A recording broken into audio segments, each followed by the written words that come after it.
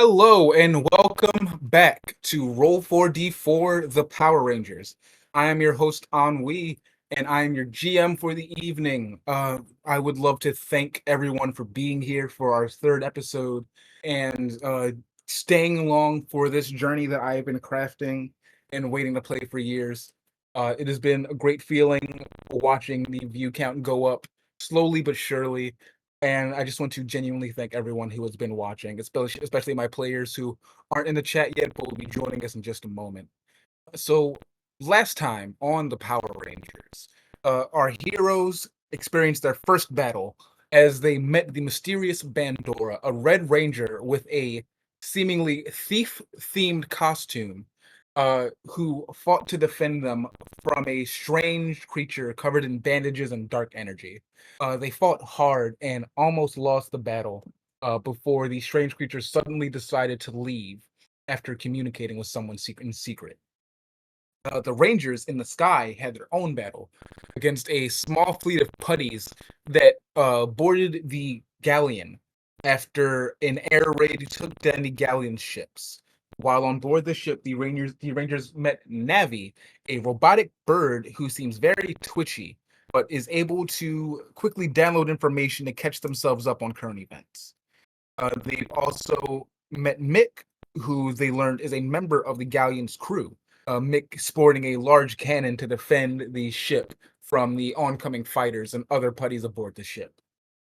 And on that ship, after the danger had peaked, and the four young people were left alone under the brig of the ship as fighting went on up top, a box shook its way from underneath a captain's chair and covered them in light, and that light turned them into the Power Rangers. The green, pink, purple, and black Rangers. All different shades of their own color, more having more specific shades, but for simplicity's sake, we're gonna just call them purple, pink, black, and green. Uh, their suits are themed with arcane energies, each sporting a uh, major arcana number on their chest, with art that is soon to be coming that will explain more of what these physical suits look like as we get more visuals along the way.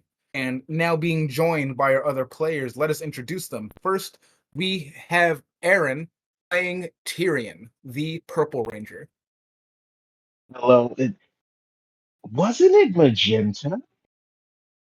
Well, specifically, it is mauve, but for simplicity's There sake, you go. Purple. So Tyrion is the chariot ranger, and he will do things that we don't know yet. But he has Secret Spider, and Secret Spider's gonna help. Secret Spider. Moving on, we have the strange boy from the mountains, Gage, playing Wade Biggs. Well, at the moment, Wade is trying to find his long lost and thought to be dead father before he got wrapped up with a group of wayward travelers and somehow found himself on what he thinks is a spaceship. And we will see exactly where he is um, at the start of the story. Next up, the strange warrior girl from the stars, Vesper Salacia III, played by Gabby. Hi, it's Gabby. I play Vesper Solitius the Third. Vesper is the Hermit Ranger. They are very, very excited to have a weapon once again and not be on planet ground, I guess. Uh, Vesper, not entirely sure that the Power Rangers aren't actually an evil organization, but I guess we will all find out together. And last but not least, possibly the leader as our closest to red on the spectrum, Lamar, played by DJ, the Pink Ranger. That's not a thing I had considered until just now, and that's That's fun. Rouge Ranger checking in. Ball of anxiety and hoping to keep us out of harm's way. All right, now let us travel down back to the city of Angel Grove where we last left our heroes. Unmorphed, taking a seat in chairs around Bandora, who has slightly sobered up since the last conversation, alarmingly quickly, but that may just be a factor of the power. The four of you sit around Bandora, whom offered to give you guys a bit of a history lesson on what he has done, on what a Power Ranger is, and what you're getting yourselves into. Bandora sits in their captain's chair opposite of you all, and rests his feet on top of the treasure box that earlier gave all of you your powers. So, sitting in this room, Navi is resting on the arm of Bandora's chair, asleep. Mick, you guys saw him kind of come through earlier. Who was a little bit bandaged from the battle earlier, but he's doing fine, and he just went off to get some rest. So, with you guys having an open floor for conversation, what questions would you like to ask this mysterious Red Ranger? Question for GM right off the bat. So has he been like monologuing in the interim, like in between sessions, basically just telling us the story and history of stuff? We're picking up directly from where we left off, so he hasn't told you Okay. anything yet. Okay. So we just all sat down and he's like, let me tell you a little story. And we're all kind of trying to, I guess, ask our own things, right? Yeah. That's okay.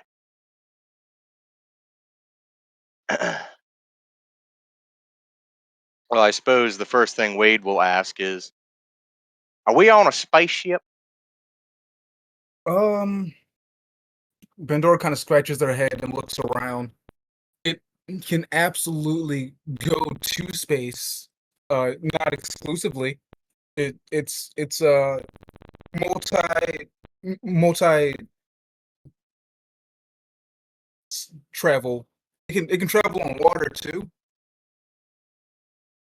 Again, question for GM. So when we got sucked up at the end of our combat sequence, we were hovering above the city, right? Did we move anywhere to our knowledge from that?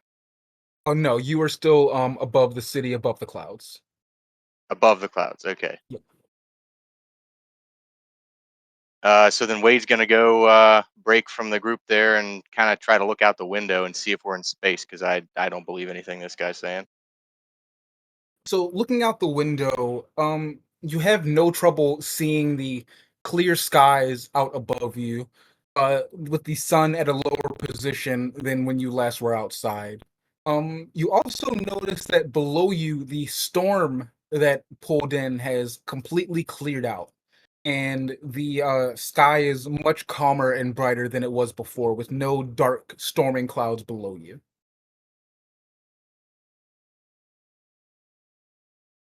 Uh, Wade is almost disappointed that he is not in space and immediately goes back to the little kumbaya circle but starts looking around for where the bird was because that was the last interesting thing that he remembers seeing. All right.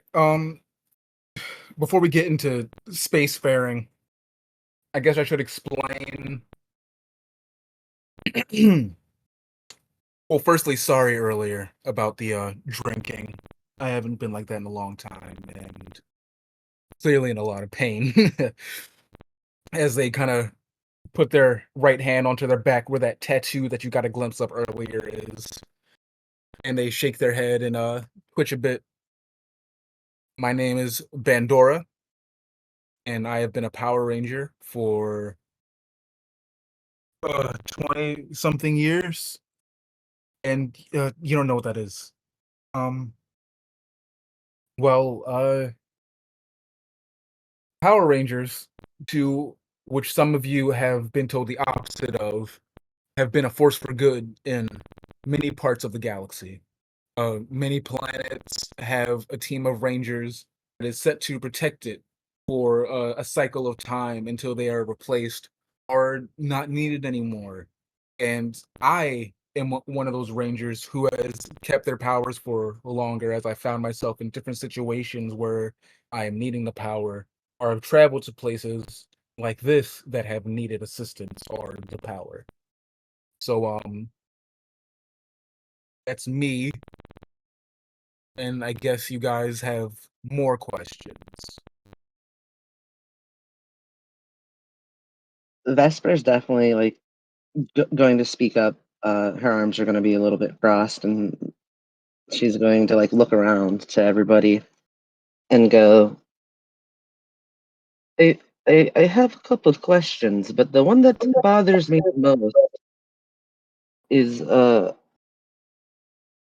when we performed combat, we all did choreography that I know I did not prepare for.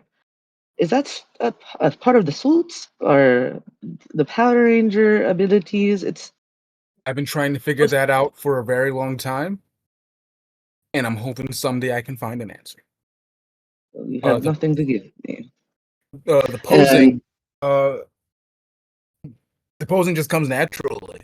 Everyone kind of has their own thing. Sometimes people do a literal choreograph. That I've seen some rangers do weird shit, dude. I I can't explain it. and yes, these rangers that we are, we just impose our own laws and assume protection. It's I see why I was told you guys are evil, but it is an old sense of justice. Am I not wrong? Hmm. Give me an opposing willpower roll.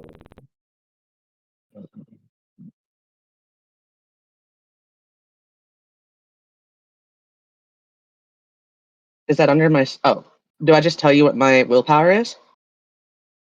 Oh no, your willpower is a set thing. So yeah, tell me what your willpower is. 16. 16.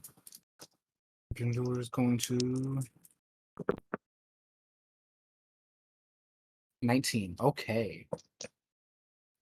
Bandora's going to squint a little bit after you say what you say, and purse their lips. So what do you think Vesper Salacia does? Vesper Salacia does not parade around as a hero. You Because know they're what not. we are. And yet I am here. You're here now because you have an opportunity to be something different. I think that's gonna like shut Vesper up, actually. I was also in that position. When I found my powers, I was 16 years old. My planet was being bombarded by villains looking for a woman named Astronomer. And my home was just one of many casualties in their bombardment on my planet. I come from KO35. It's very far out from. It's far away, is what I should say for now. And Uh, can I do a roll to see if Vesper would like know that area, being not from around here, fair space? I know yeah, they're give me younger and a she's culture roll. younger. Yeah, What you're roll? from space and have had, and you know how to read star maps. So give me a culture roll with an upshift 1. Sounds good. I'm Sounds gonna set your upshift is difficulty. advantage, correct? No, upshift. You're moving 1 up your skill tree. So if you had a D2, you would roll a D4, or 4, you would roll a 6. All right, and then it was edging that's the advantage, correct? Yeah. And your difficulty is a 4. Oh, well then I got that with a stick. All right, cool. You've absolutely heard of the planet KO35. Vesper Salacia has agents there that do small work in hiding. You have never personally visited there, but your lead Vesper had spent time there in the past. So I would know that what he's saying is historically accurate. No? Give me Ooh. one more culture roll. And I'm No. going to, but however, you're going to roll this one with a downshift. Okay. Your difficulty is a 11. I only got 4 there, so I ain't getting it. You definitely know about KO-35, but you don't know anything about an attack on it in any past 10, 20, 30, 40, 50 years. Uh, Okay. again, question for GM. Okay. You described him in the last session as just like a regular human looking guy, right? Yes. Okay, so I don't think Wade is super smart, but I'm pretty sure he doesn't think that there are humans off planet. His small town ass doesn't anyway. So I think he's lying. I would like to do it's not insight in this. It's something else. Alertness. Alertness. Yeah. I want to. I want to see if this guy's lying because I think he is. Right. You can go ahead and roll an alertness. Your difficulty is a 6. Well, 14. All right. You gaze into this man's bearded face and pass this obnoxiously long bang over his right eye, and you don't see any sort of twitching or like quivering of the lip, anything that would signify he's lying. You look over his skin and his hair. It looks like human skin and hair. The only alien thing you've noticed about him is when you saw him move the flask with his mind last session. But in this context, maybe about an hour or two ago. Right, but we've confirmed that magic is essentially real, right? Yes. Okay, so I'm willing to write that off. I don't know the difference. It's If you all the want to, same for if you want Wade. to ask him about being human, you can absolutely go for it. I think I'm gonna let some people do some talking first before I choose to butt in again. I think. Okay. So Bandora finishing their last tangent about their past and becoming a ranger. Stopping in the middle, kind of looks over you all and notices Wade staring at them and kind of squints and tilts their head. Yeah. Um, all that to say, when I found my powers, I was looking for revenge. And I found the people I wanted to find, but I had learned by that time I was something better than what my anger had made me. So it's not just an opportunity to be a hero or to call yourself a hero. It's redemption. And he looks back at Vesper. Or it can be.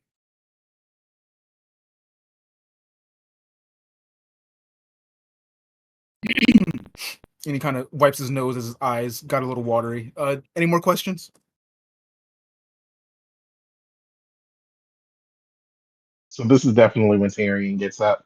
So Tyrion's so I noticed that I grew. What was with the growth spurt? Uh, the powers have ways of making your body in its best form for combat.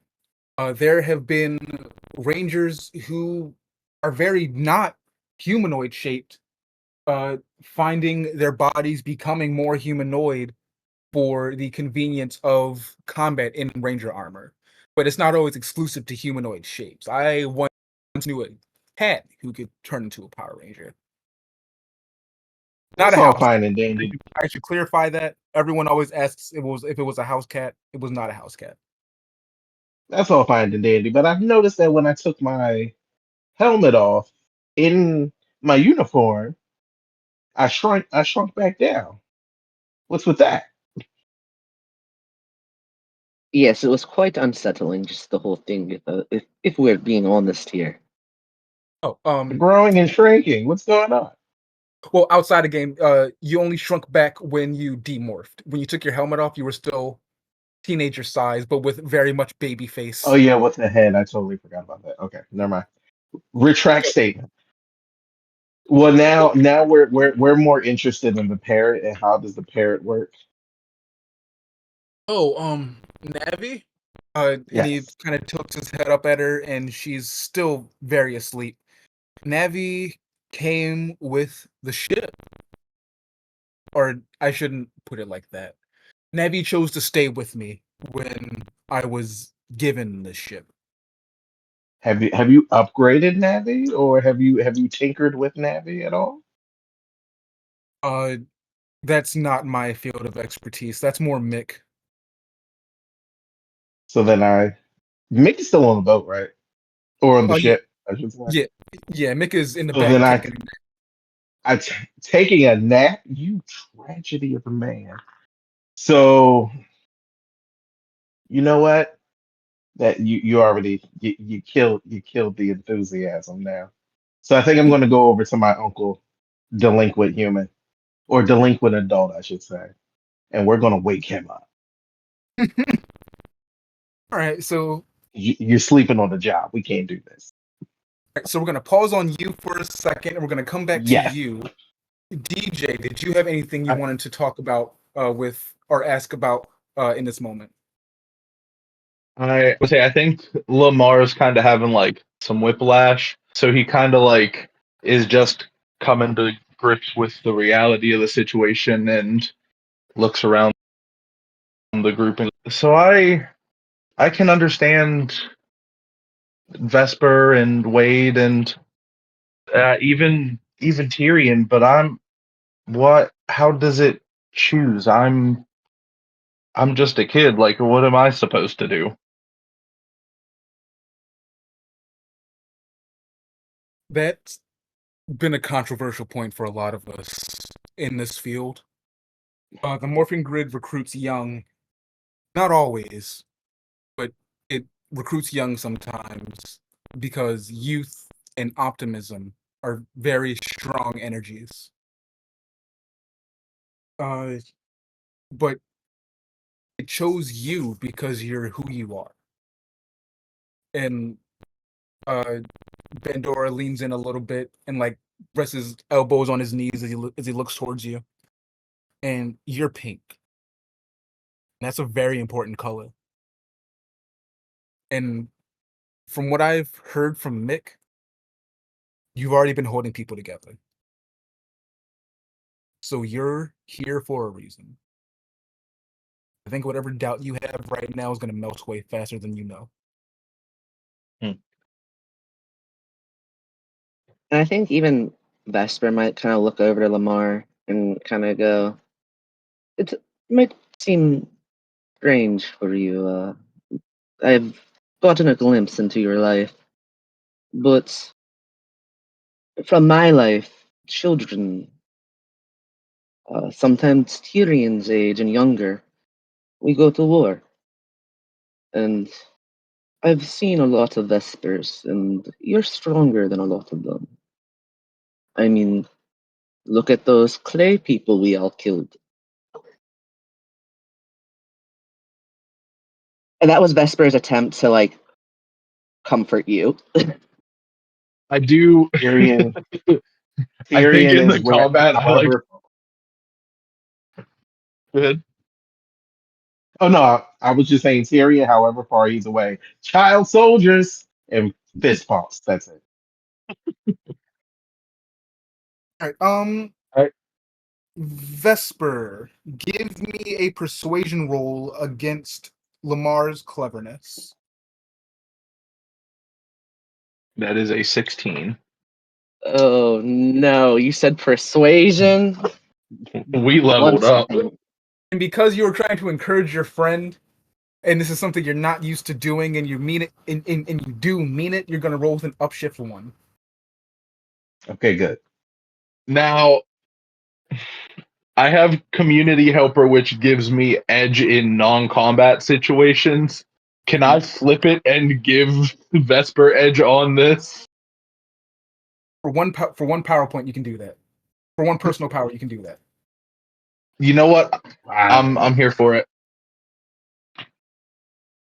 Actually, you know what? I'll burn a point. Keep your personal power, and we'll burn a story point. What do you We say barely use those. to comfort her to comfort you? I don't think I actually say anything. I think Lamar is already kind of starting to feel it himself. Because in that combat, I think I took out like 3 putties in one turn. So whenever Vesper mentioned the situation that we just went through, Lamar went, "Oh yeah, I kinda, huh." And also, I needed all that help. My first roll was a grand total of 5. My second roll, guys, it was a 17.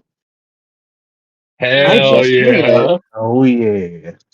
Lamar, you feel fully comforted by Vesper's very new to them words as their reassurance kind of warms your chest.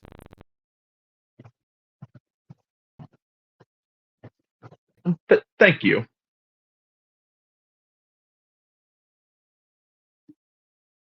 They're just gonna nod their head and kind of turn back to like Bandora and go. The child soldier thing is probably why most of the universe think you're evil, but fitting for me. I mean, It's that's valid. nah, that is valid. Uh, but hey, I turned out. I turned out. I At turned this out. point, Wade's gonna kind of shoot up again, and he's gonna kind of scratch his scruff a little bit and look at everybody, and then look back to Bandora and say, "Yeah, speaking of evil and those fellers we killed, what do we do about the legal situation in accordance with all them fellas we killed?" That Typically, that you is run, or you kill the okay. people trying to catch you. That's what I was taught. So that's a very Ah, layered question, and I will answer that in 3 parts.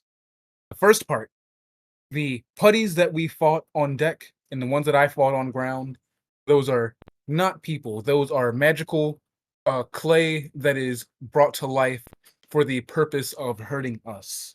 Are and what was the word you used for them again? putty patrollers. Uh-huh. Just gonna eye him suspiciously. And the second part of that question, there are no legal repercussions to fighting clay golems. At least I hope not in this universe. And thirdly, the SPD absolutely saw something going on. So Just gonna that might come back to bite us. just gonna narrow my eyes a little bit more at him because I don't think Wade's ever heard the word golem before, so he thinks it's a racial slur. Vesper's also gonna pipe up and just kind of be a jerk and a smartass here and go, well, there was definitely property damage, though there was a ton of legalities, I would imagine, at least from the planets I've been to.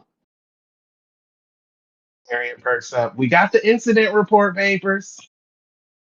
I think that's another thing that'll kind of sort itself out. City damage, yeah, city damage sometimes kind of comes with the territory. Look, all I'm saying is they seen a bunch of multicultural fellas in masks. They didn't see us specifically. I No think we'll be face, no case.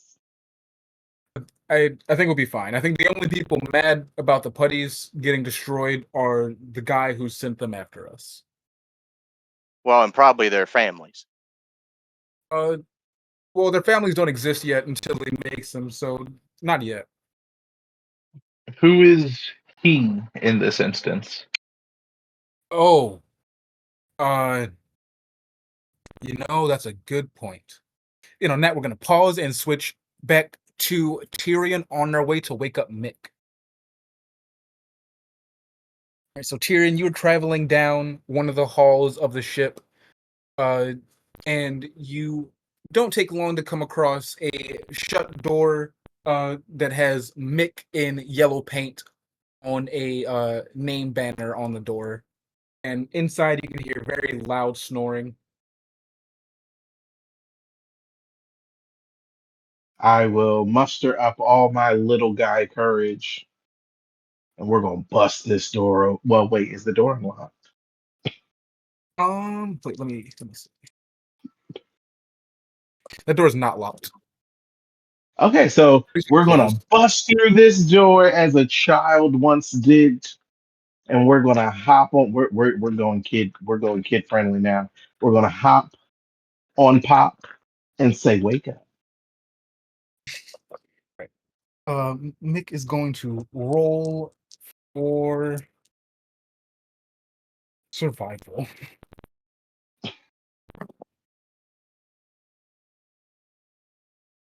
What is your toughness? 14. One shy. Mick shoots away. Hey, what? Oh, okay. Purple. Tyrion, what's up? I heard you know stuff about the bird. I take out my spider because I'm excited at this point.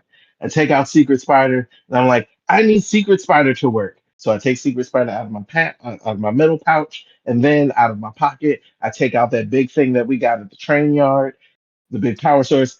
This is the power source. This is Secret Spider. We need it to work. Let's do Oh, this. uh, oh, uh, oh, okay. And he sits up a little bit and picks you up and sits you on the edge of the bed as he like props himself up some more and like rubs his hand across his face. Okay, let me take a look at that. And he takes both things from you and kind of gazes them over for a bit. Craftsmanship is better than mine almost. And then it's battery pack. I don't think lithium will do you much good for long-term use. Right. How about after I get some more rest, we work on this together. And I have some space tools that you've probably never seen before that'll absolutely make this secret spider work like you want it to. How long do you need to rest? Rest is for the weak. I am 135. Sounds like you were born yesterday. Thank you. I still need sleep. And Mick is going to pull their eye cover back down over their eyes and lay down with their arms like up in almost like mummy position as they hold Secret Spider in the battery pack very still as they try to go back to sleep. They go back to sleep with my things. That's rude. They're just holding them right there in their hands. You could take them back, or you could leave them with them. I'm taking them back. I'll You figure take I'll back your figure it Secret out. Spider. You take back your Secret Spider and battery, and his like arms fold back onto his shoulders again like a mummy, and he just goes, just in a couple hours, in a couple. Tyrion will do as a child will do and whisper into Mick's ears, "You better wake up," and walk off. And also, like a child, just leave their door open. Exactly. And maybe even knock something over on the way out. Child tantrum. Mick is slightly afraid of Tyrion. And So you're then we gonna go rejoin we go the find we group. go find our friends. We'll rejoin the team. All right, so you come back from the back with Mick and tuck your Secret Spider and your battery back into your pockets. And as you rejoin the group, you hear Bandora say, "Oh, him. Yeah. Oh, okay, you're back. Cool. Hey, glad you're back." So that guy who attacked you his name was Dolus. But it gets worse, so buckle up. It's not just him or his buddies. He is a part of an organization or a group. I don't know what to call them. They're too new. And I've been tracking them for who knows how long now. But they're called the Children of D. And there's 5 of them. And Dolus, I think he might be the most dangerous. Are they actually children? Tyrion says. Uh, it might just be a naming convention, but from all my times encountering them and almost dying and getting cursed, I've learned all their names. I've already told you about Dolus. He might be the most dangerous of them. He has weird electrostatic shadow powers. He glows with energies. He's very tough guy, very smart, very strategic. So if you're ever in a one-on-one with him, don't do what I did, and make sure you have your friends with you. Quick The other question. ones, Are they children of thee or children of the deep? children of D, Alright, so DEE or just D? just D. Okay, thank you. What's the D stand for? Bandora's eyes kind of drop as you ask that question. I I have a theory on that, I'm just gonna and cut. I'm gonna cut him off and be like, "D's nuts." Earth joke. hold on. No, but seriously though, go ahead. Everybody give me a willpower roll. Or willpower roll, god damn it. Everybody give me a Culture? everybody give me a culture roll, except for Wade. Yeah, that feels like culture.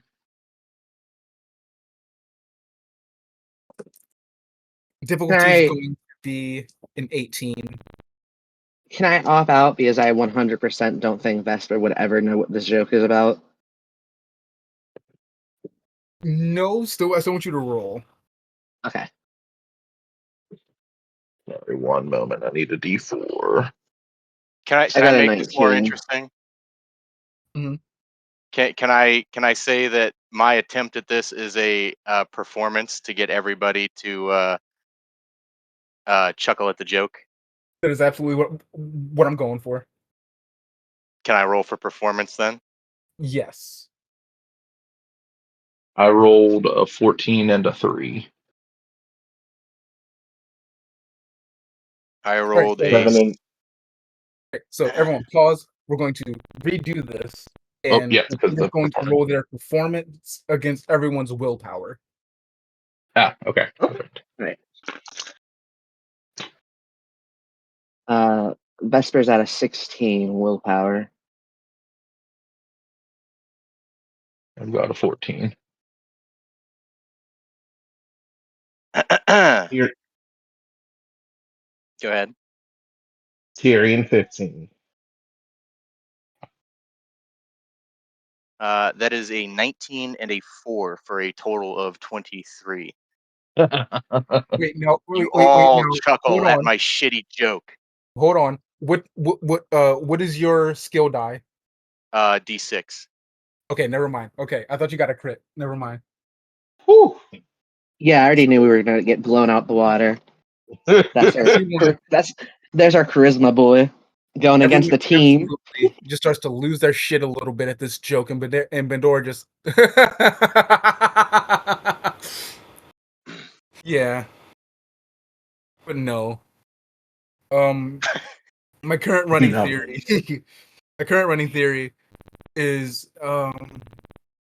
the D stands for Dark Spectre. I think And Vesper is going to like it's gonna be like a laugh that follows everybody else because everybody else is laughing, and then they're gonna actually laugh and be like, "Oh, because the genital. That makes sense. That is funny. You're funny. I didn't think that before."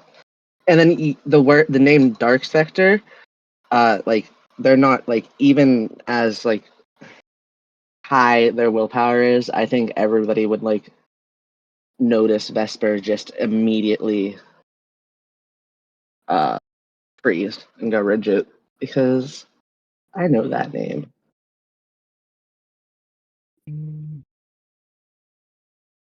Bandora's going to roll alertness to see if they notice. Well, I guess they would notice. Give me a Yeah, no, second. no, they're like even like it would be very plain. Like there's no way. So Bandora says Dark Spectre and watches you kind of tense up and freeze and yeah. So I think my theory might be right, huh? And he looks at you. Uh,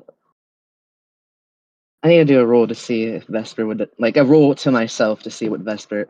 Okay, um, Vesper's going to like look down, and this is like, hmm, well, you see, when I lost my sibling, we Vesper Solacia might have some dealings with them, but not me. If you understand what I'm saying. And if not, I will say it bluntly. That was who I was running from with my sibling. You escaped Dark Spectre. It is why I must find them.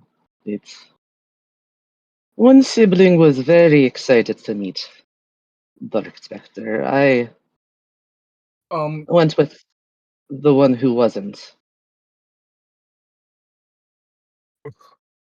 you said wait.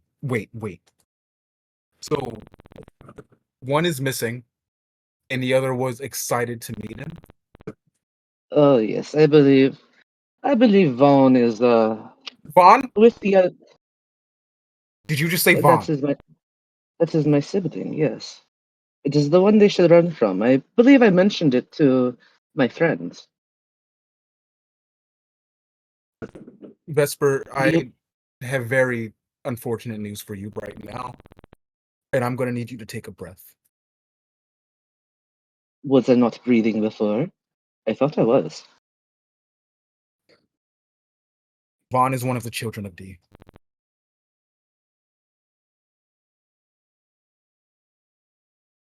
He's the one that almost killed me last time I was in space. You were with a Silver Ranger, right? I know some Silver Rangers, but I haven't traveled with any recently. Hmm. If you saw a Silver Ranger in space, that was a different team. Oh yes, they were with a Red Ranger as well, which is why I asked. Or assume. I only saw flashes of them. Hmm. All right, Uh, that's a good thing to know. I'll keep that in mind. But I Vaughn is very dangerous.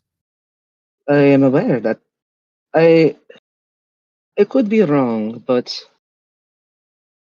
I believe Vaughn has this power only because then in Iran. Iran, and so they only had one Vesper to choose. Vaughn has his strengths, but I know his weaknesses. He's my sibling. I grew up with them. Are you willing to fight your sibling if you have to? And It when would not be Medora the says that to you, he is looking very solemn, like he's scared of your answer. Yeah, oh yeah, he should be. It would not be the first time I killed a Vesper, or a Vesper tried to kill me. In fact, a graduation is we all have to fight each other. Uh, you should know our organization, and if not, well, I suppose we will all be seeing them soon. Yeah, I've read the briefings on you guys. You guys are fucking weird. but that's neither here nor there. Here nor there. Hmm. So Children of D, Children of Dark Spectre, they are looking for a way into the morphing grid. The morphing grid, I haven't. I'm very scattered.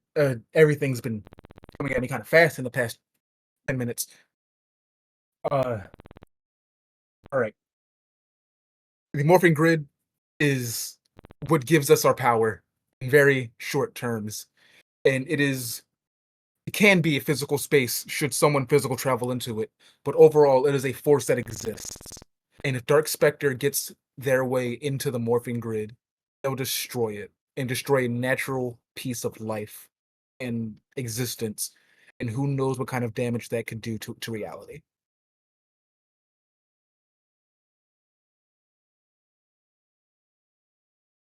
There are 5 children of D, at least 5 that I've met, unless they've recruited more, if they even plan on it. There's Dolus, who you've all already met. Vaughn, whom we just established is sibling to one of us. Fotis, a bird guy, he is not stable. Lyra, and Isabella. Isabella's the one you need to watch out for if Dolus isn't around. I don't think you'll ever fight them all together, but they're all formidable no matter what.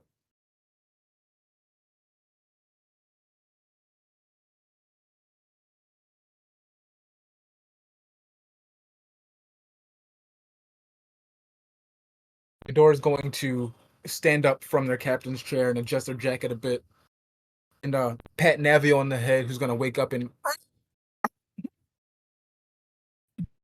history lesson. And kind of power themselves back down. And Bandora's going to look at you guys. This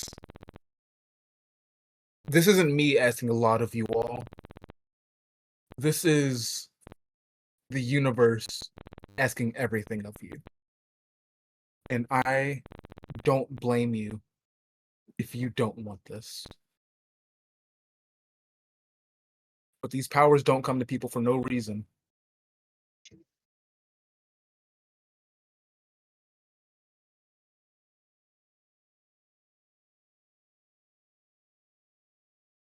Are you like waiting on an answer right now, or do I get like a day to think it over? You get as long as you want to think it over, but as long as you have these powers, I don't expect you to do anything, but I'd hope, should we need them again, you'll be there. I made my choice with the meat at the juice bar, I believe it was called. Although, if I'm being frank, I'm not, I'm Vesper, but I care only for the safety of my sibling and the safety of my newfound friends. Generally, I would not care what happens to reality, even if I was in it. But I have a mission, and it is right alongside of the Power Rangers, it seems.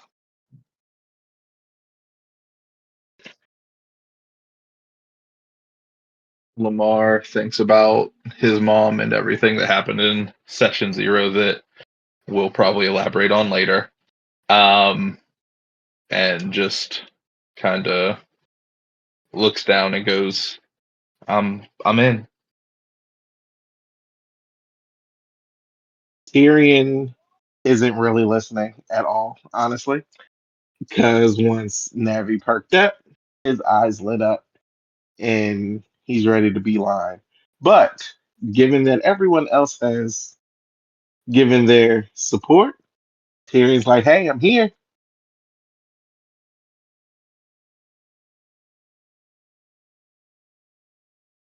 I would like to think that Wade, as soon as he said he doesn't need an answer right now, his brain turned off from Bandora and anything else he was saying and doing, and also looks at the bird.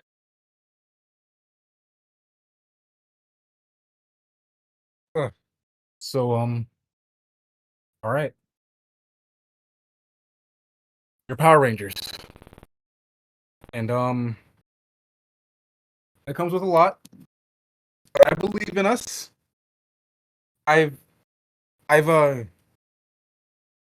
huh. I've never been in the mentor position before. I've usually been getting mentored and as I've gone along in my life. So, we'll be learning together. That's fun. Uh, Also, it's like almost 9 o'clock. Do you guys have places to be? Do we still have Oh a shit! house I to should go? call my dad.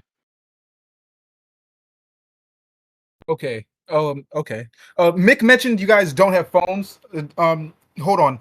And Pandora's gonna go back to their chair and open up the box, which very much in the vein of Pulp Fiction will just glow light onto his face as he reaches into it much deeper than you would expect and pulls out four what look like wristwatches and closes the box and holds his hand out to you as he shows you four black bands with a circular looking jewel on top that is cut to be kind of smooth and with a silver ring around the base.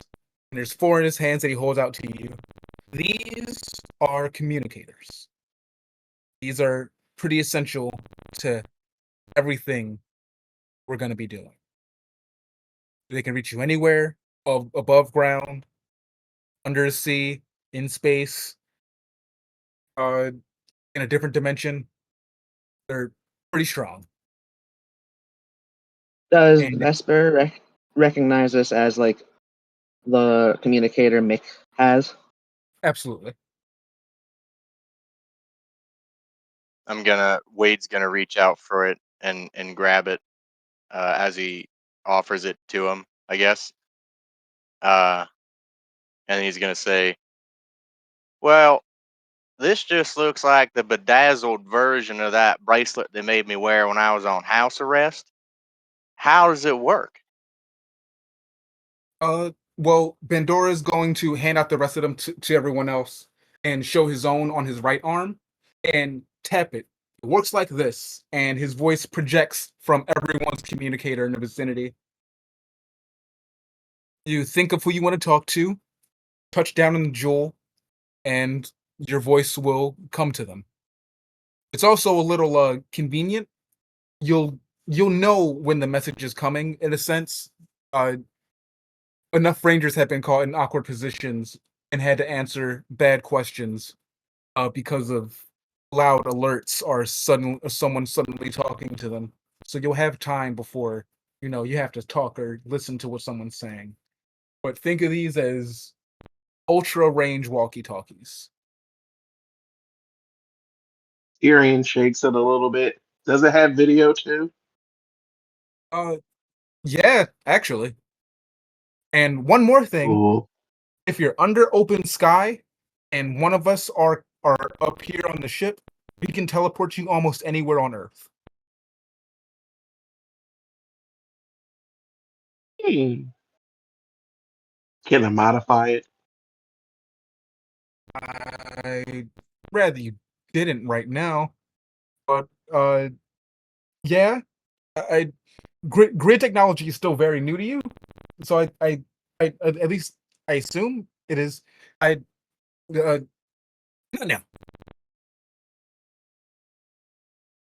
Turn it. Uh, I'll so just slap it on like a slap band and say, "Save it for later." And Bandora's gonna start tapping his chin and stroking his beard a bit. What else? What else? What else?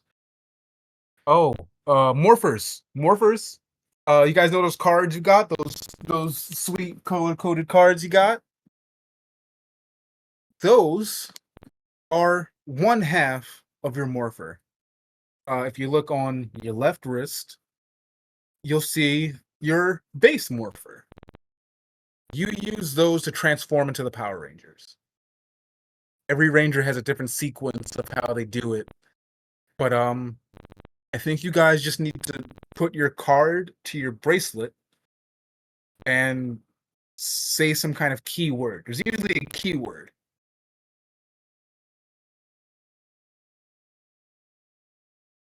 Do you know it? Because I don't. Or is it like the choreography and it just happens? Or I am also very confused on this. Well, that's how it happened for me too. So above table, in this moment, I want you guys to create your own morphing call.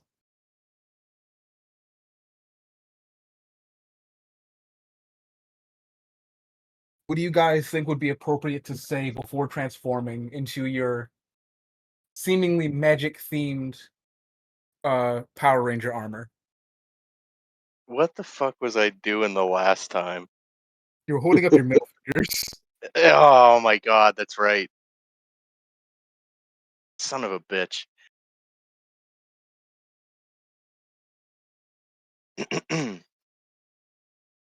If it helps, I can't really do the whole show and dance right now, but I just have to set this little.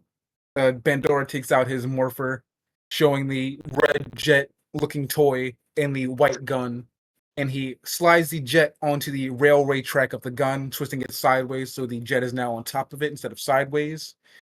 And he puts his hand on top of the red jet, where there's a small lock-style dial in the shape of a hat, like much like his own.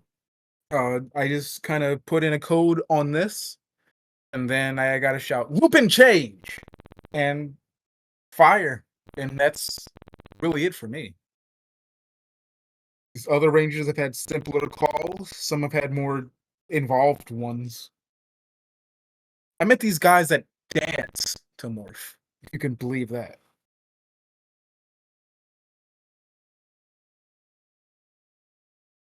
Well, I If have I two may left ask, feet. uh, That's out. go ahead. Oh, I have two left feet. That's out.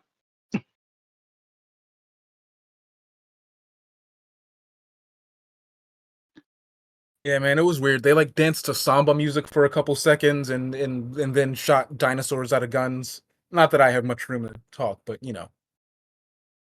Wade's gonna ask. Now, if you had to guess, what would you say the ratio to Power Rangers of community theater actors is? Uh Just as an overall percentage. wait, so you're asking me how many Power Rangers are theater kids? If you had to guess. I say a cool 40%. Interesting. Interesting. Wade does You absolutely nothing with this information.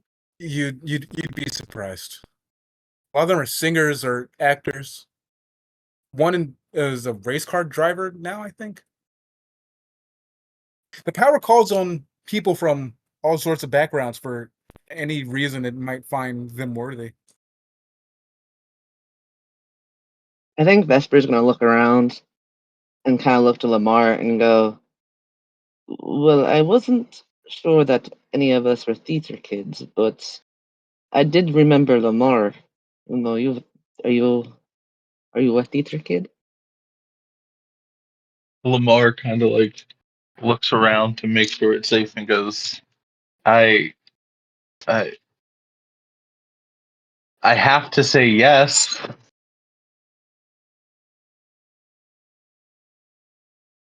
So wait, you have to because you feel like you need to, or you have to because you are? I mean, it's true, but I feel like I'm about to get roasted for it. No, just I feel like it'd be higher than 40% if you were. I don't think anyone here is gonna roast you for being a theater kid. And Bandora's gonna get up and walk a few paces to the computers across the way and reach into her drawer, and they're going to roll a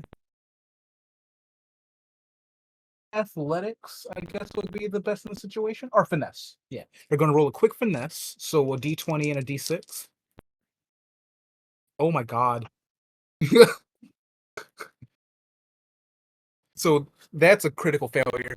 They reach into the desk and pull out a CD of the Wicked soundtrack and say, "We all got a little bit in us." And as they do that, a seemingly slip of paper falls out that was attached to the CD case, and it falls and slides over to the floor in between all of you. And I'm gonna send a photo to the Galleon, and that piece of paper, you see a very damaged photo.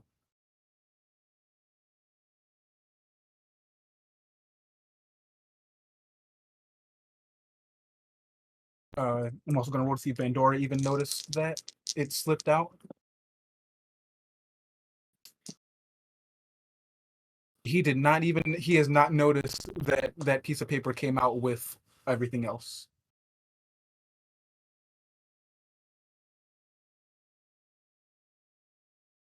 This is just like from Gabby and not Vesper because she wouldn't have this knowledge. But I saw that and my first thought was that's like that's a one of like a Bigfoot like snap photo but of Spider-Man. And it's just like I'll And get they you picture the Power Spider-Man. Rangers. That's I And want that's photos just of the Power Rangers. yeah, that's just where my mind's going. Completely unfazed by everything that's happening, Wade is asking the entire time. He's just naming various actors, not even theater actors, but just actors in general, and asking if they're Power Rangers. Was No. Patrick Stewart a Power Ranger? Patrick Stewart was no. Was While this Tom is Hanks happening, a Power Ranger? I don't think so. and while they're doing that, can I try and do like a finesse roll to sneak a picture with my phone real quick of the photo that fell? Yeah, go for it. You're gonna have a difficulty of 4. turn the flash That's on. a 10 on the dice and a 2 on the coin. So you flash that photo, comes out pretty clear, but with the distance you kind of are away from it. Like you need to zoom in to get more details on this already damaged photo. And Vendora sets down the CD back into the drawer and starts to walk over, still answering Wade's questions with nose exclusively, as no actor they've named has been a Power Ranger, at least to Vendora's knowledge. And as they get back over to you guys, they see the photo on the ground and oh, okay, that's mine. And he picks it up for a sec and weighs it in his hands and uh, that's mine. And he walks back over to the desk and slides it back in there.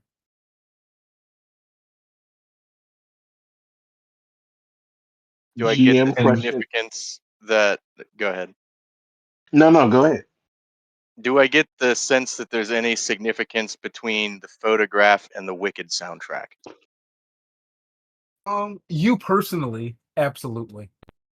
Okay, that's all I needed to know. So GM question, how long has it been since we started this? Say about an hour and a half, so it's definitely 9 o'clock now. Definitely past like 9:30 right now. Okay, so what I'm gonna do is since I have my little wrist communicator, we're gonna call Mick to see if he wakes up. You beep Nick on your communicator, tapping down on the jewel, and you wait for a few seconds, and from down the hall, all of you can hear very muffled.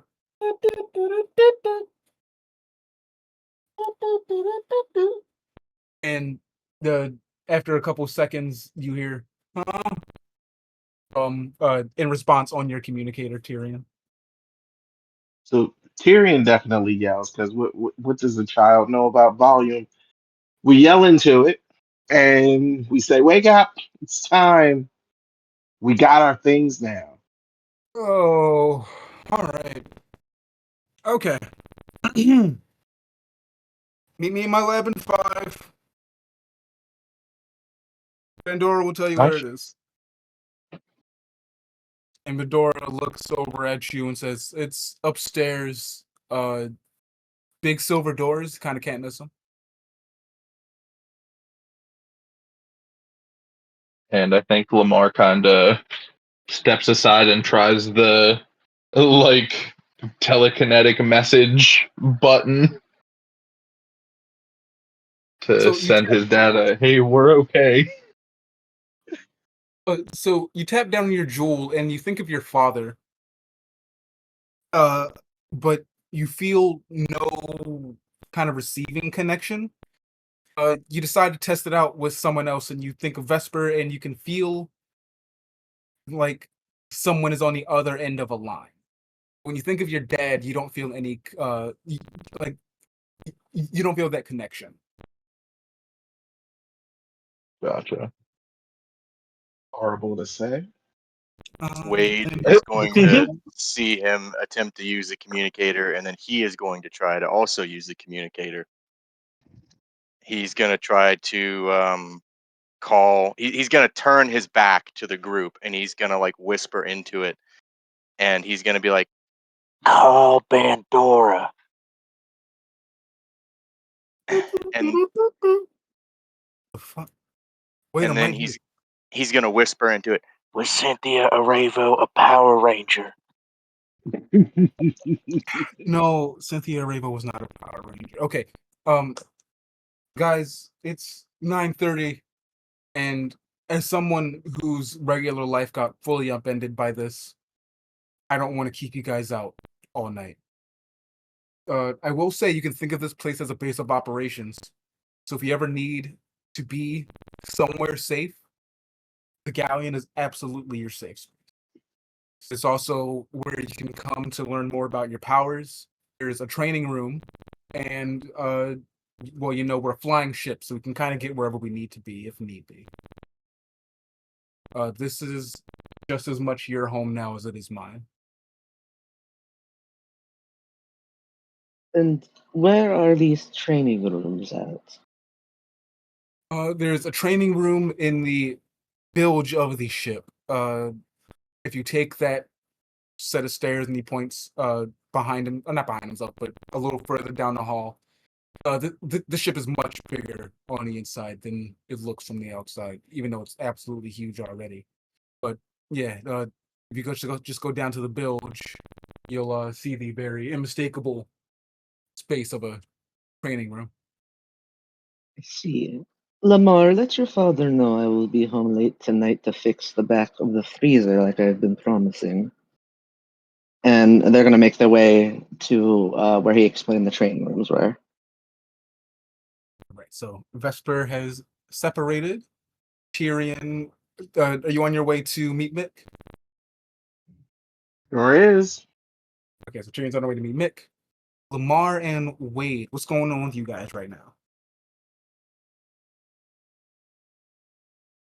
I think. Go ahead. Good. Jinx. I think Lamar's priority number one is, hey, there was an attack on the city. I should let my dad know that I am alive. So that's kind of his prime directive. All right, so you want to give your dad a call or you want to check your phone? Yeah. Make a quick roll. Another one. All right, so checking your phone, you see you have 4 missed calls from your dad. Ooh, Jinky's gang. All right, let's give him a call. So you call your dad, and the line rings once, twice, and barely a third time before your dad finally picks up. Dude, what's going on? Where are you? Where are Hey, you? hey, I am okay. I can't really explain where I'm at. It's hard to explain, but we are all okay. We'll be home soon. Or did you get caught in a storm? What happened? Um, I look around the ship. Yeah, we got caught in the storm. We gotta talk about some weird stuff. Bandora looks at you on the phone and like starts like to wave his arm like a no motion, like the cut motion, shaking his head no. Oh. And your dad on the other end is like, oh, all right. Get home soon. Okay. And we'll talk. Are your friends coming back with you? Um, at least some of them, I think. We'll see. All right. Okay. I'm glad you're okay. I will talk to you soon. Keep me updated. All right. Okay. All right. Love you. Love you too. Bye. And Lamar turns and goes, "Oh, do I not say anything?" Question mark to Bandora. Okay. Okay. I guess I should have brought this up earlier. Uh, there. I guess. How do I put this? I haven't played by a lot of rules in my life, especially in my life as a ranger. But there's been kind of one consistent rule among teams is that you keep your identity a secret. Your identity as a Power Ranger, at least. People know who I am because I've been doing this so long and I have not had the best track record of being a good person. But I don't think this is anything your parents need to learn about immediately. If they're worrying about you, or if they see a monster attacking the city and decide to come find you because they know you'll be out there, it's only putting everyone else in danger.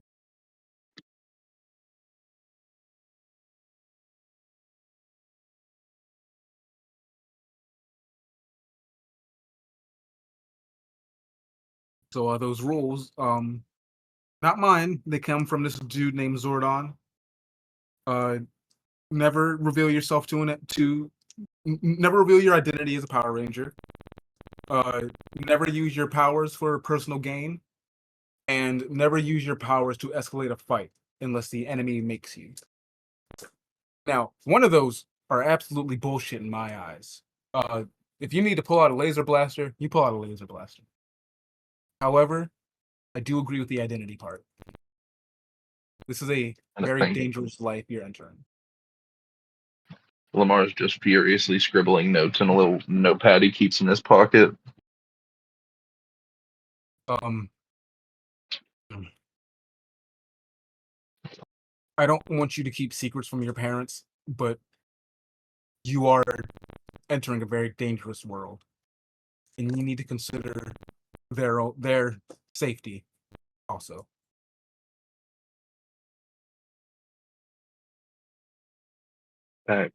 Okay. Um, Lamar does not feel good about the keeping secrets from his dad bit, but he's going to kind of feel it out. all right. I guess you need to get home. So let's. Wade, you come with us for now.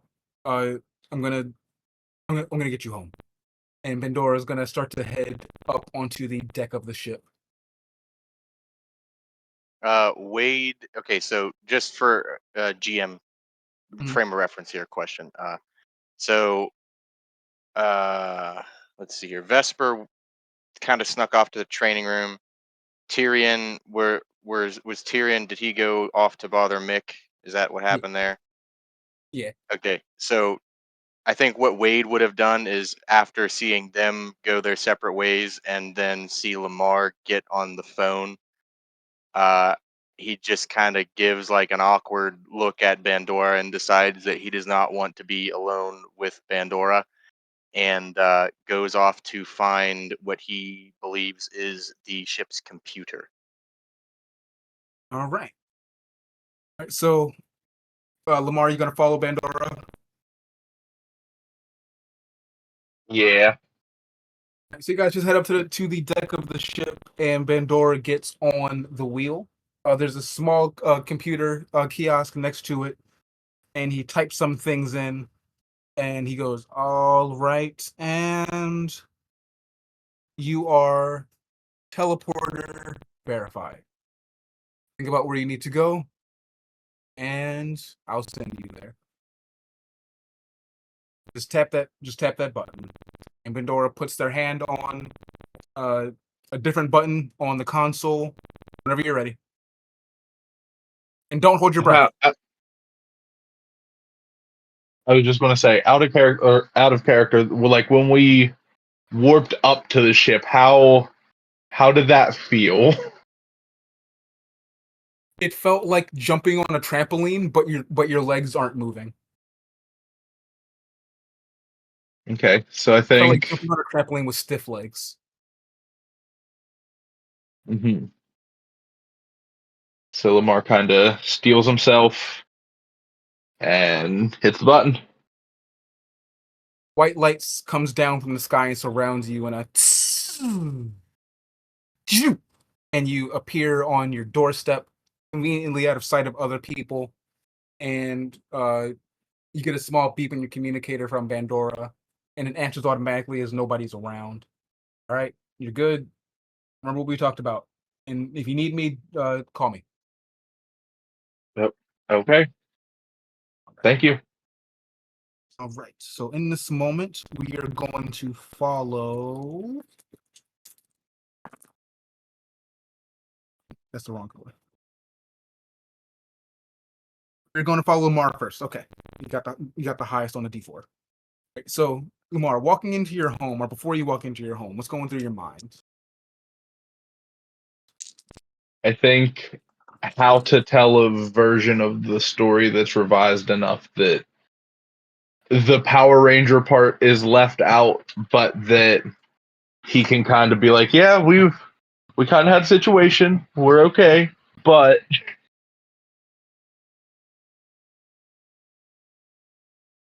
and So just kind of looping that conversation over and over in his head. So while you're standing outside your home, you hear some footsteps approach the door, and it swings open as your dad looks at you, and pulls you into a hug. There you are. Jesus, you're wet and you know smell like rain. All right, all right, get in. Let's get you changed. Let's get you before you get sick. He pulls you into Angel the Grove's a house. weird city. Hmm? He Storm came just said Angel Grove's a weird city. Yeah, that storm came out of nowhere. I haven't seen anything like that since I've been living here. People are saying they think they saw a UFO or something in it. I really hope that's not true. Yeah, I think it is. Yeah, SPD is investigating some damage that was done. It looks intentional, not accident. I don't need to talk to you about this. I'm just thinking out loud. Sorry. Are you hungry? Yeah, starving. Also, out of character. So I take it that does SPD have like a Ranger team in continuity, or like what's the? In Are this they kind of continuity, two distinct entities? as far as you guys know, they are just an alien police force. Okay. Yeah, Lamar goes in, changes, and gets ready to sit down for dinner, and hopefully something normal for a minute. So sitting down for dinner with your dad, you guys start to eat, and he gives you time to like kind of gather yourself and enjoy the food before he kind of like starts laying on the questions. All right, so you said you had something we should talk about. So I was in an alien attack today. Uh, Okay, continue. No, that's weird, right? That's right. Yeah, that's weird. That's absolutely weird. That, Glad you're okay. that's all. Nothing else. No. Um, did you file a report with SPD?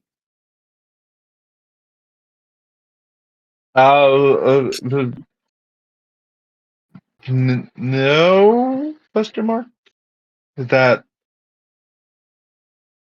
They have this whole see something, say something thing, and if there's alien stuff going on out there, I feel like they should be the people on it. I mean, they're already investigating, and if you have any information, that could probably make it easier for them.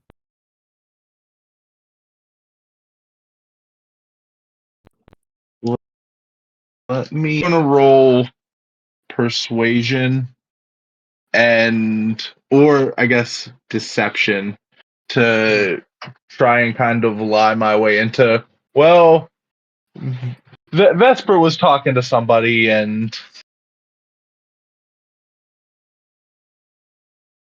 because the last thing we need is people snooping. Difficulty is going to be an 11. Uh-oh, gang. It ain't looking good. That is a 2 on the dice and a 1 on the coin. Oof. All right. Use a story point. Bad liar. Awful Use a story liar. point. Use a story Yeah. point. Yeah. We should probably, huh? This is 2 out of 3, yes? 2 out of 4. 2 out of 4. Okay. Yes, go ahead Okay, and that's reroll. better. 11 on the dice and a 2 on the coin. Cool. So 13. All right. So what are you telling your dad? I think I'll go up to the. We were in an alien attack at a smoothie shop, and I guess we'll say that the reason Vesper's not here, or the rest of the gang is talking to SPD as we speak, is going to be the story that Lamar gives. All right. Uh, I guess SPD is also gonna help them figure out their situations, or are they coming back here? Me and Wade found his sister. Wait. Oh, okay. That's good. But you left your out of town friends with cops? I, I I had to come tell you that we were okay, and the lie is breaking down, and Lamar is breaking down with it. Okay. So do we need to go get them? I'm gonna secretly hit the jewel on my watch to the rest of the group and go, guys, help me lie, please. Vesper is The gonna rest of answer the group. immediately. What lie do we need? And just kind of relay the. I couldn't tell them we were Power Rangers and you guys are at Wait, SPD, no. but Wait. I'm gonna pause you guys real quick. I Mhm. will say that the communicators are not telepathic. The alert is going to so I'd have detect to say everything out around. loud. If you want to go to a different room or excuse yourself, you can do that. Mhm. Mhm. We can continue this. Lamar's such a bad liar. So your dad kind of sits up a bit. Do we need to go get him? Because I would have needed to know that earlier. They'll be okay. I think they can get rides sorted out. In the back of Lamar's mind, he hears Vesper say, and this is just like not even them communicating, just like her voice in his conscious. Tell him the officers will drop us off. That's basically they'll get a ride here if need be, and maybe Wade will go to his sister's, or I don't know, but they'll get it sorted out. All right. All right. And you guys kind of sit down for a moderately charged meal as you sit with your lies, and your dad kind of looks at you with suspicion but accepts your words. Moving back across the city and back into the sky, we meet back up with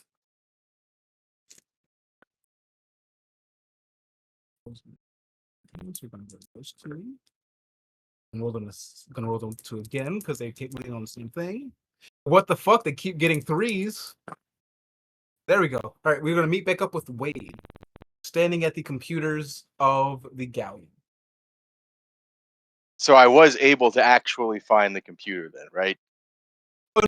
Yeah, there was the main like kiosk or the main dais where you guys watched the fight on the ground on the Okay. same floor that you're on, across from the chairs. All right. So that whole thing, is it is there an interface? Is it like a regular ass keyboard? What's it look like? There's multiple keyboards and buttons. You can see that some screens have prompts that kind of make it obvious they're touch screens. All right. So I'm trying very, very hard, and by I mean Wade is trying very, very hard to remember what he's doing and why he's even here. Uh, and then he soon remembers that this spaceship and all these new friends are, exactly that, new.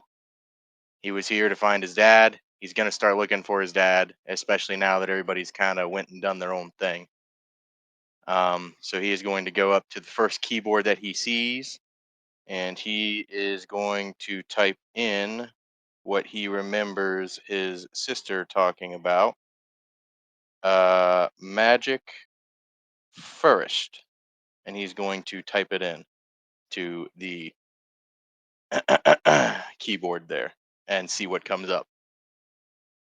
So you type away at the keyboard, the tic-tacking filling the air, and you type in Magic Forest, and the computer loads for a second, and one of the screens give you a document page, and of the highlighted words magic, you see a file that says Mystic Forest. I am going to physically touch the screen. You poke the screen and the file opens. With inside the Mystic Forest file, you see another notes file called Mystic Forest, as well as other blah, blah, blah, blah, blah, blah, blah, blah, as well as several other note files with names. Give me 30 seconds to remember these people's names. I remember their names. All right, with the names Nick, Vita, Xander, Chip, and dang, what's the Blue Ranger's name? Madison. You also see files on with the names Udana, Korag, and Lee, Solaris Knight. Garon. Thank you. So, not being very technically minded, he's just going to open the very first notes folder that's there. So you open the notes on the Mystic, on the Mystic Forest, and you spend some time reading. It's written in a way that is very understandable, and like How there's long no. is it? It's If it's more it's than like like 3 paragraphs, Wade's not even going to make it that far. He's going to see how long it is, immediately close it out, and go to the next one and see if it's got like a brief summary. And he's So gonna you do. basically do that until he finds one that is kind of digestible for his attention span. So you open that first file and you see it's a few pages long. But since you did search for the words magic, every instance of the word magic is highlighted within the file. And your eyes kind of scan through all the highlights as you scroll. And as you're about to switch to another file, um, you see the words magic forest taking people, and you kind of focus in on that. And what you read is about how the magic forest has disappeared people in the past, with them showing up in places that they had not been before, or even wandering into the mystic forest by accident, as it is a place that can move itself at will.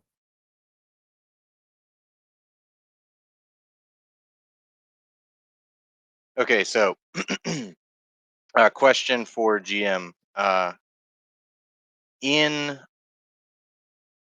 all of the exposition that's been done by other characters while Wade has been struggling to pay attention, was it ever mentioned of the city of Angel Grove, like even having a forest area, let alone a magical forest? Because I know my sister did mention about a forest here, I believe. Yes, Yeah, I think the mountains, the Yeah, Colorado mountains. I I think. think Mount Aziz. Yeah. That it was right. Let me double check.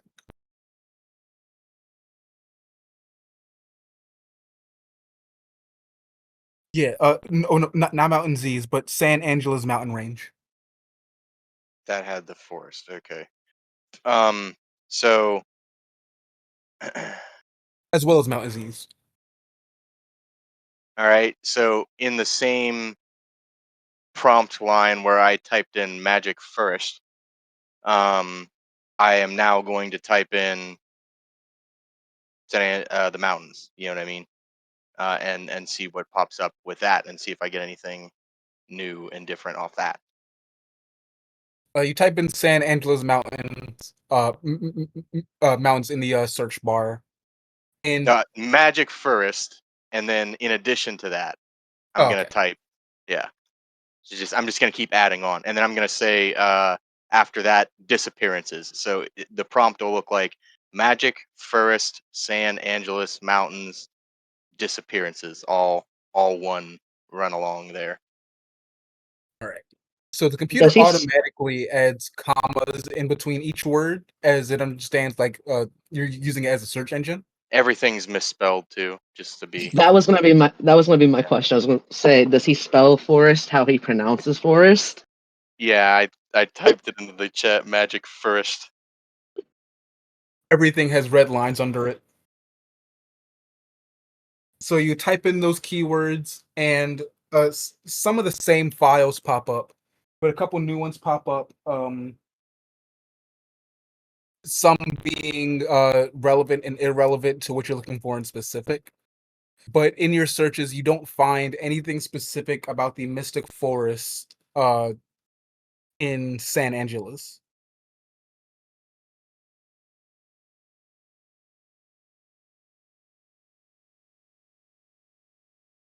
So then I'll probably type in. I'll get rid of the San Angeles mountains and then type in Appalachia County. That's where I'm from. You type that in, and That's the only thing I spell right. you get one result. Let me think. You get a result for an event that happened in the forest some time ago, where a person did go missing and they were not found. And you notice that this is connected to a police report. And you notice that it links to a file of police reports. All right. And hold on, let me make My a quick roll. curiosity's peaked. 60%. So from the opposite side of the room, you hear, what? Wade, what are you up to?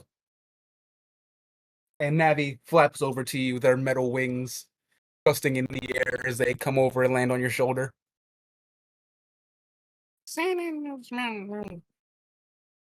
Are you from the Appalachians? Well, thereabouts. That makes a bit I'm of eyeing, sense. I'm eyeing the bird, and I'm gonna ask it very, very bluntly.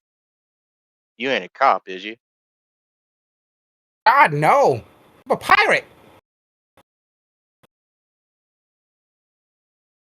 That's rad as hell. Okay, so upon hearing that, uh, Wade's next mission and goal in life is to befriend the parrot and get the parrot to come with him. So, um, you looking for anything specific I can help you with? well, yeah, actually, if you don't mind. And then I kind of gesture at the screen here. And again, just very, very bluntly, I'm gonna be like, "Is there any way you can use this to find someone, specific?" Hmm. Well, we can get into certain police reports, but I think if you want to find a specific person, we might need to use a more Earth computer to do some searching. Unless you're looking for someone who is connected to anything that we might be doing. Well, he's connected to me. Hmm. We can try. Uh, Hold on. Let me just look through this history real quick. And they hop off your computer and pick at the keyboard, looking for magic first. Okay. Wait. Does it pull up the whole search? Does it pull up the whole search history when he does that? Yes. I want to be nosy and eyeball the whole thing and absorb as much information as I possibly can from Bandora's search history. I'm gonna You make an see a lot of active attempt to pay attention. um. You see some mundane searches. You don't see any internet searches. It's all informational searches. I think the only thing that stands out to you as strange are multiple searches for Angel Grove and Crystal. Is it crystal as in like a proper noun, or crystal as in like a rock? Uh, the Rock. Okay.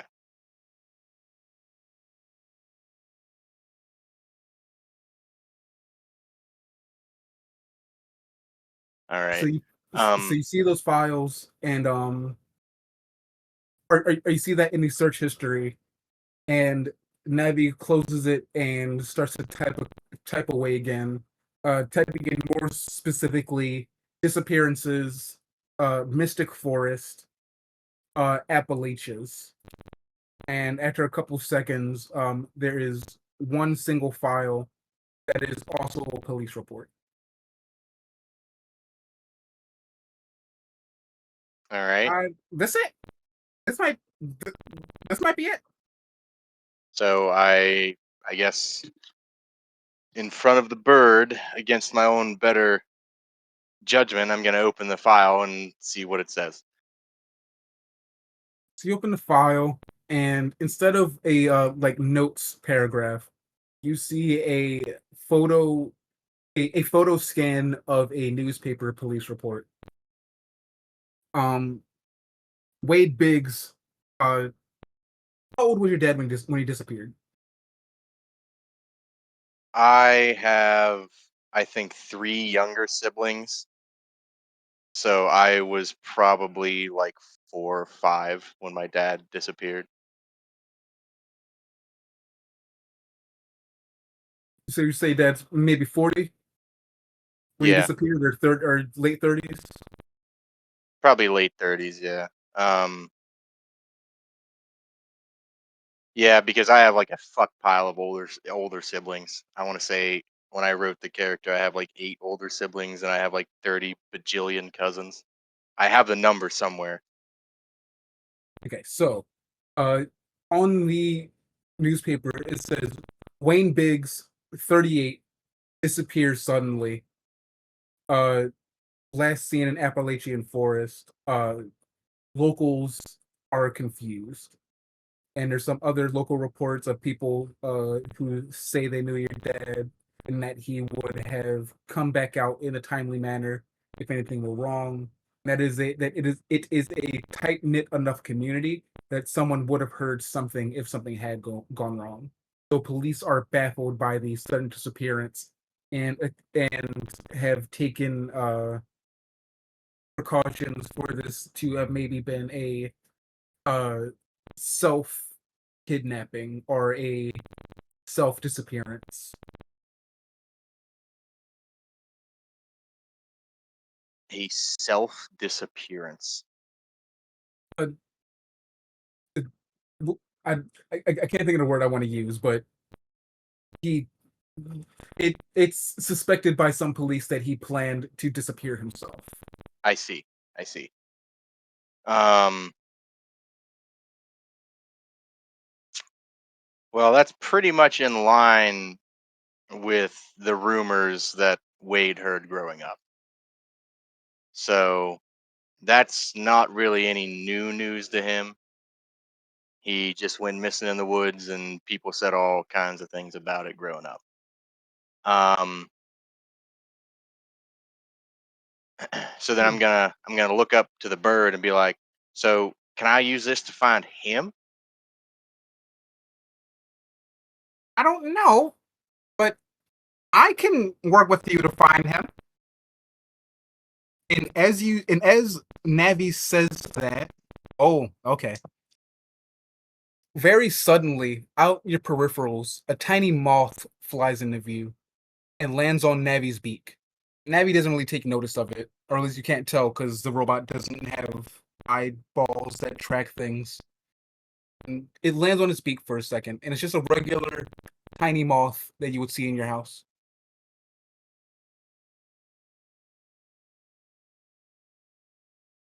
And I notice it. Absolutely. Have I noticed any other life on this ship? Is it a sterile environment since Yeah, it's I've been pretty on sterile here? environment.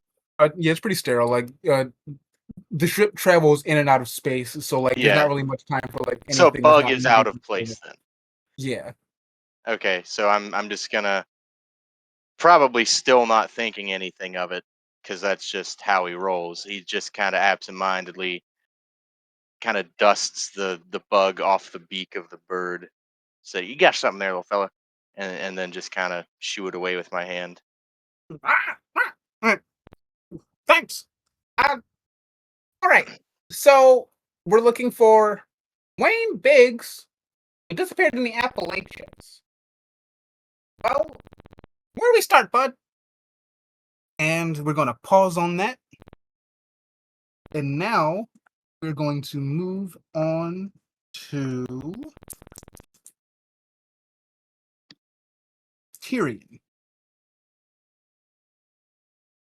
All right, Tyrion, Yeah. you make your way to Mick's lab that Bandora directed you to up the stairs and coming to a large metal and glass door where you see Mick inside dressed again in his usual mechanic attire. Uh, this being a much cleaner one than you guys first met him in, and even saw him again in Ernie's juice bar, meaning he must have a bunch of these. And he is standing at a table tinkering with a couple of things as you walk in.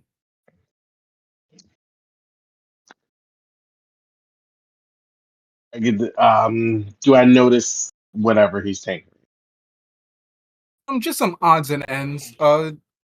You don't notice, you don't recognize any of the technology he's messing with right now. So whatever he is doing, you're not sure of what it is, but it's definitely tinkering. Okay. I'll walk up. Tyrion walks up. I don't think he's ever called Mick uncle, but we're going to retcon and say that he has. So I'll say, Uncle Mick, time for the secret spider. Uncle, oh my god, no.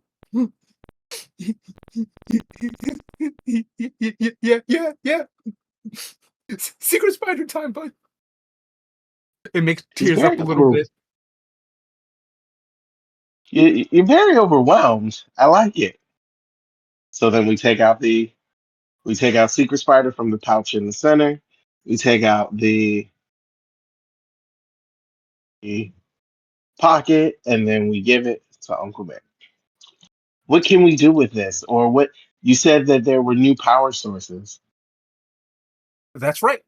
And Mick is gonna reach into a drawer and pull out a small cardboard box that's full of like little metal diodes and different type of circular things, some of them glowing, and even a couple like silently like beeping or very faintly beeping. And he pulls a couple out in his hands. These are all different kinds of cosmic power sources. Some won't run out for years, some won't run out ever. And I think you might need something like this. And he pulls out this circular blue disc that is kind of humming silently, but softly. I keep saying silently. Wow. It is humming softly as he hands it to you. And in your hand, it's very warm to the touch. That is a don't remember which planet I got it on, but it shouldn't run out ever. You can use that as a power source for your secret spider. We're asking about, is it something similar to perpetual motion, or Hmm? as far as the infinite power source?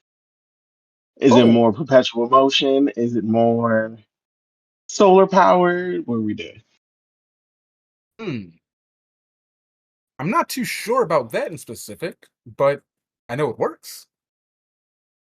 Heard that. So as I well can say I've had as nothing explode on me in a cool 50 years. and I haven't had anything explode on me yet.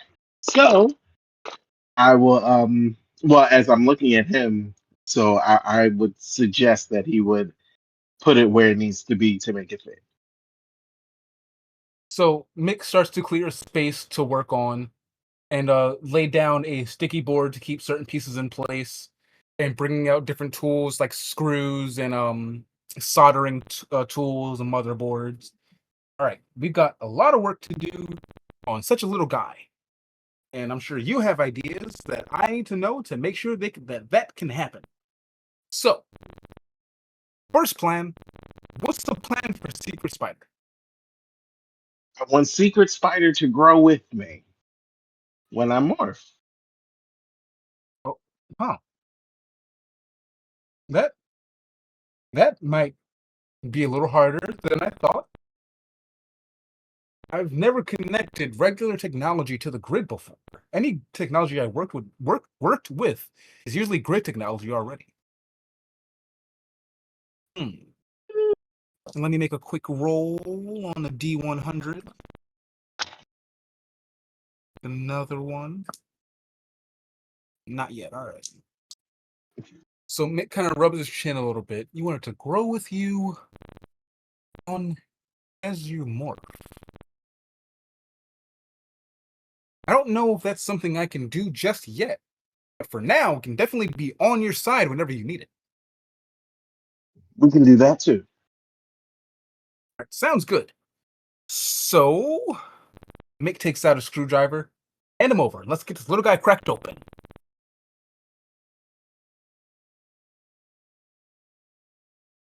And what I want you to do Let's is give see. me 3 flat D20s or okay. Yeah, I want you to give me 3 D20s. I want you to give me 1 for science, 1 for technology, and 1 for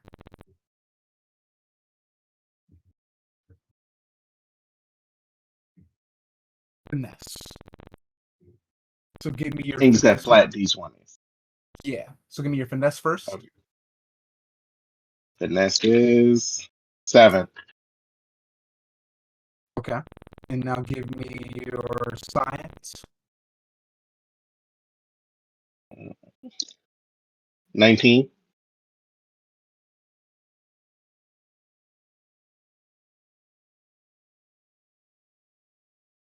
Did you get that one?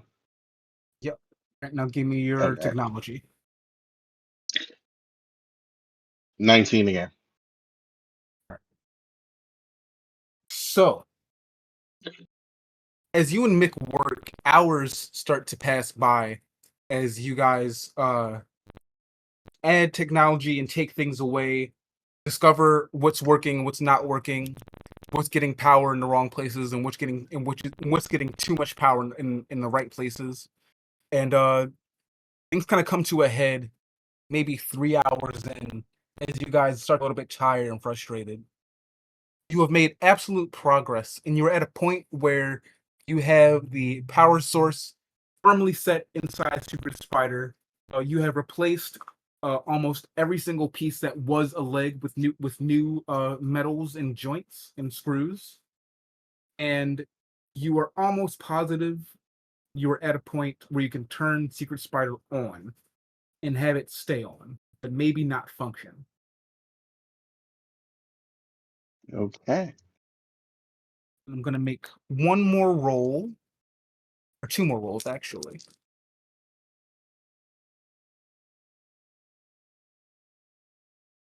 All right. Okay. So Mick is gonna say to you, "All right, I think we might be at a standstill for tonight. I mean, I've worked all nighters before, and I don't mind doing that now. But you need your rest, especially if we've got any kind of danger on coming ahead." And as Mick says that to you, you feel again for the first time in a while a heat in your pocket, as well as a small vibration, and you recognize that as the moving of the toy train in your pocket. And before you can even reach for it, it bursts out your pocket, riding on its small light trails around your body. Mick goes, "Whoa, whoa, whoa, whoa, whoa, whoa, whoa, whoa, okay. Okay, what's that? What's that? What's going on?" It happens from time to time, or maybe Is like twice. is that a is that the is that a toy train? Clearly it's not a toy train. Is that a what's going on here? Mm, I ate a light, and this is what it came to. Huh. So the toy train makes a couple circles around you before rolling its way onto the work desk where everything is going on. And it edges its way towards Secret Spider a bit and starts to blink its lights in like the way that it communicated. And when it blinks its lights, the power source you guys installed, the little blue disc, also starts to blink in time with the train's lights. And it blinks a little bit faster, a little bit faster, and the train goes up into the air, riding on its rails, and lands down into Secret Spider. And the half Secret Spider that is opened is still open, and the once blue power source is now glowing purple. Secret Spider is still not complete or moving, but your train has now disappeared into it.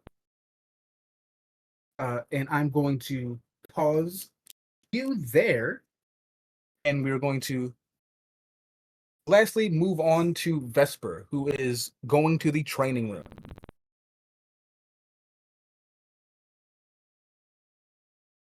Yeah, I think I would imagine Vesper finds the training room pretty easily. Oh, no, yes, it's very obvious. It's basically the entire bilge. Yeah. Uh, and is there like an open door? Like, do they just walk in? It's open sliding, or it's a technological sliding door that leads into a very like X-Men Danger Room-esque training room, where the room All right, is that's empty and full of sensors, and a computer is outside the door. There's also a computer inside. um. Does the V recognize this as technology that they can speak to? Do you want to try? Oh yeah. All right, give me a technology roll.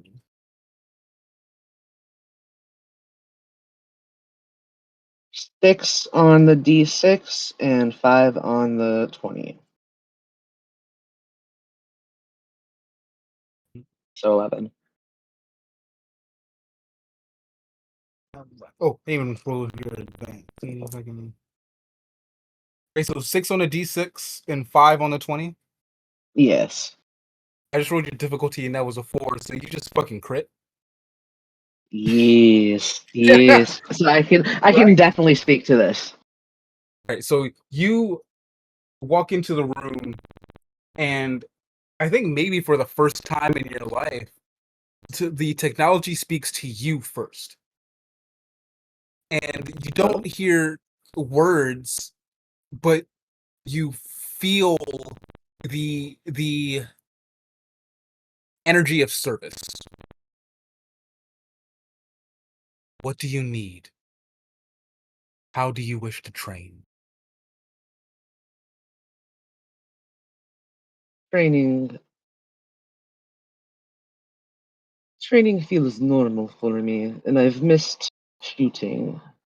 So I simply wished to strengthen my aim, but I also have to figure out my own phrase to even activate the ability. And Vesper's like a lot, pretty comfortable. Like they prefer talking to technology versus a person, I guess you could say. And then they're gonna look around. Oh, go ahead. You look for a phrase. A phrase for transformation, correct? They're gonna pull out their card, the obsidian hermit card, kind of like flick it through their fingers, and go. Bandora is. He's admitted to it. They admitted to it. They're not a good mentor. I mean, when they first met the person, they were drunk. So the explanation was not acceptable to me. However, I do have a silly little phrase in mind, and it is embarrassing for me to say it out loud.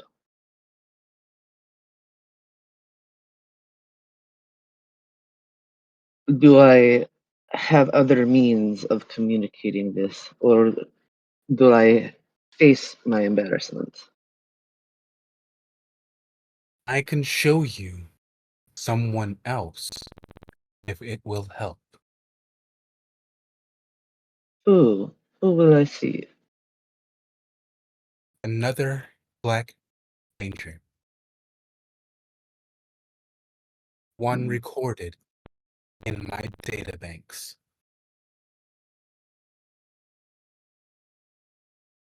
Show me. You are the first of you are the first of the technologies to speak to me. And I've been speaking to technology for as long as I've been speaking common. So I'll observe this match if you can show it. The room hums a bit as the scenery around you changes, and you are in a pure white void. The computer that was behind you is still visible, uh, and you look over in front of you, and in front of you, you see. Let me make a roll. Oh, okay. You see a black teenager who is dressed in baggy pants and a very colorful zigzaggy shirt. He has twisted hair and his collar is popped and he's trying much too hard to look cool. And he stands before you looking friendly and he's smiling before his eyes turn very serious.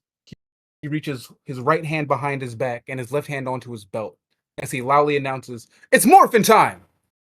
Taking a large belt buckle from his belt, uh, again doing some strange poses with it before holding it out in front of himself and shouting loudly, "Mastodon!" and transforming into a black Power Ranger you have never seen before. They have white diamonds on their chest and what seems to be the motif of horns or tusks on their mask. The simulation ends and you are alone again in the void. Many of them face the embarrassment. You will not be the first. No. What he had to say is much more embarrassing than what I have to say. So I do not know how shouting an animal's name is a part of his transformation. But and then they're gonna continue to look to that card, kind of sigh. They're kind of missing their sniper now. It's like one of the more natural things for them. And they're finally just going to like say it, swiping the card against the morphing device, and they're they're speaking like at the machine, and they're just going to say, "I don't deserve this suit, but I'm going to earn it one fight at a time." And kind of how like Yugi Moto or Kaiba when they had the deck uh um holders. I can't think of the name of it, but Part of the for like cards. Yu-Gi-Oh. Yeah, not the heart of the cards, but like when it was like the wrist Oh, dual disc. playing fields where they would just like, yeah, the dual disc, and kind of like swipe at it as if swiping a card from the dual disc, and that is going to be their magical girl transformation phrase. Oh, sorry, I mean Power Rangers. Wait. And So what's the phrase? it's them saying like, I don't deserve this suit, but I'm going to earn it one fight at a time. So let me make a quick roll. All right. So you do a bit of showmanship and you swipe your card across your the stone bracelet on your left arm and you say your phrase, but nothing happens. Oh, However, jeez. Lavender, I thought hard on that phrase. that's a sentence. I thought hard on it.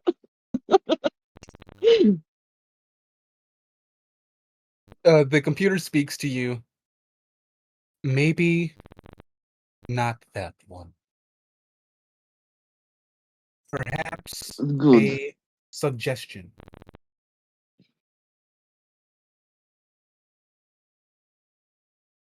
Magical source, arcane force.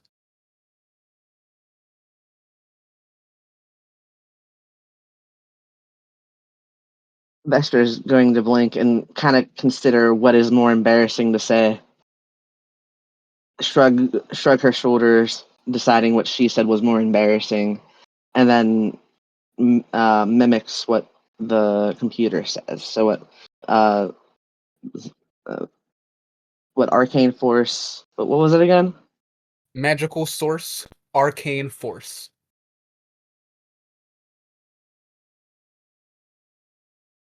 And yeah, she's gonna say that. She's gonna kind of scratch the back of her head and go, magical force, arcane force, and then do like the Yu-Gi-Oh swiping once again.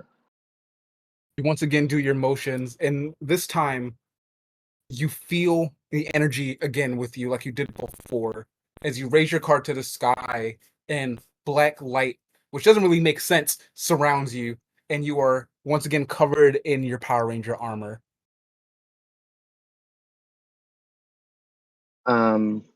You may be Vesper's free gonna to hold. change it at any time, but I just think the grid needs something a bit more solid to work with. I understand. And would you be able to put up targets for me? And as she says that, she's going to summon her sniper. Technically, it's a bow, but it's flavored as a sniper. I can make as many targets as you want, Vesper. And the room goes white again and changes to a kind of cornfield. It's very relaxing. It's midday. And through your helmet, you can hear the breeze wafting past you as corn waves in the distance. And little targets start to appear out in the sky, some closer, some reaching further and further and out into their tiny dots you can barely see up into the sky. And the computer says to you, "Let's begin, friend." Vesper's going to like smile under her mask and go, "It seems I'm making plenty of friends these past couple of days. Yeah, it cannot wait." And then probably gonna spend the next couple hours just training. All right. So, up on the deck of the ship, away from everyone's view, and do a little bit of third person as Bandora stands on the very edge of the Galleon's blade tip and watches the sky roll by. Mick walks up to them and stands by the edge and asks them a couple questions, mostly just being about the kids they're now working with. And words start to mesh together. Separately, as everyone starts to realize they are in a dream. You're watching Mick and Bandora have a conversation about you all, but the words have started to blur out and the images start to blur even more. The dream changes as a moth flies into view and is just there for a moment, landing on nothing. It flaps its wings for a few strokes before you hear the whisper, "Rangers." And you all awaken from your sleep, wherever you are out in the world right now, at whatever point you finally did go to sleep. And from there, we're going to end today's session.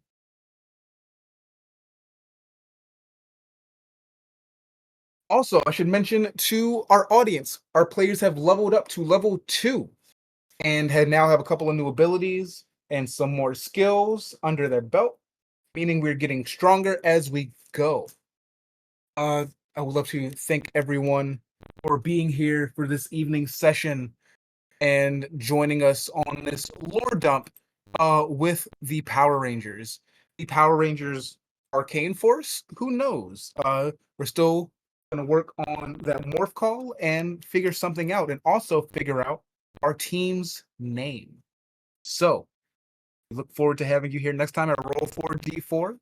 I'm your host, Ennui, joined by my lovely players, and we will see you next time.